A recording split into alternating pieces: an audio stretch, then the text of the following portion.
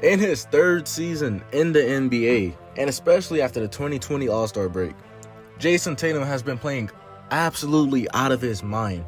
His performance has propelled the Celtics into the third seed in the Eastern Conference in a season where many people did not even expect the Celtics to be a contender. His improvement from last season has been incredible, with there being an improvement in almost every possible statistical category. To put into perspective how good Tatum has been recently, here's a table of his major stats from last season and his splits from pre and post All-Star break this season. He went from 15.7 points per game, 6 rebounds per game, off of 45% efficiency from the field and 37 from the three, to just 22.4 points per game, 6.9 rebounds per game, 44.3 from the field, and 38.2 from the field. Those are great numbers, with like the small exception of the field goal number decreasing just a tiny bit. But the 3-point percent going up and the rest of his numbers going up, that's not even it. To add on to the icing of the cake, we have Jayson Tatum averaging 29.9 points per game, 7.9 rebounds per game, on 47.2 from the field and 46.8 from the field in the last 10 games post All-Star break. That right there is amazing. As you can see, Tatum's numbers have jumped drastically, but the question everyone is asking is, why has he been so good? There are many answers to this question, but I have highlighted some of the main reasons. Reason 1, the Kyrie Irving effect. This reason is probably the most agreed upon many NBA fans.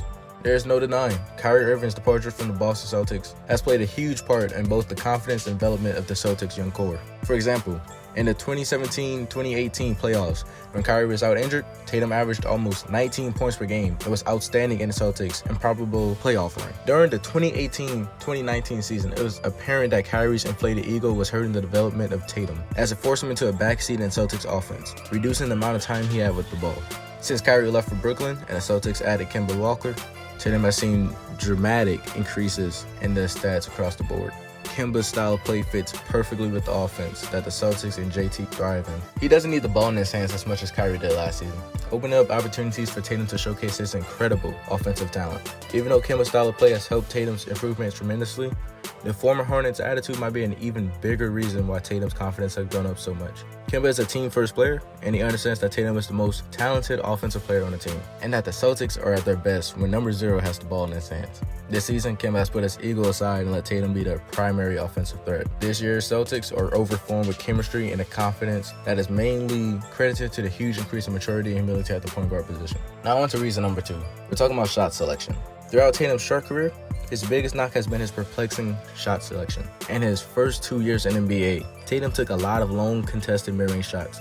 These shots usually come from about a foot or two in front of the 3-point line.